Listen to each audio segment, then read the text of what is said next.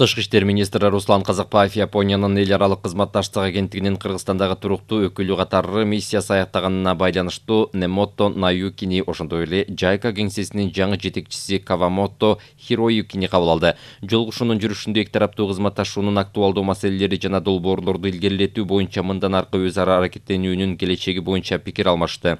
Министр Казакбаев Япониянын JICA агенттигинин Кыргызстандагы ишмердүүлүгүн жогору баалап, анын жетекчилигине Япония менен долбоорлорду илгерилетүүдөгү колдоосу жана аракети үчүн, анын ичинде аларды ишке ашырууда негизги ролду JICA ойноп жатканына ыраазычылык билдирди.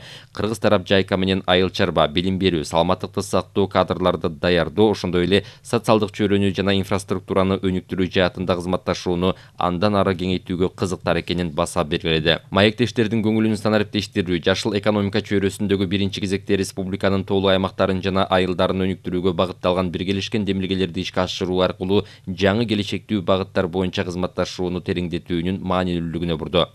Бул контекстте тараптар бир айыл бир продукт долбоорун ишке ашырууда ийгиликтүү кызматташууну баса белгилешти жана Кыргызстандын бардык аймактарын камтуу менен аны мындан ары географиялык кеңейтүүгө умтула тургандыгын билдиришти.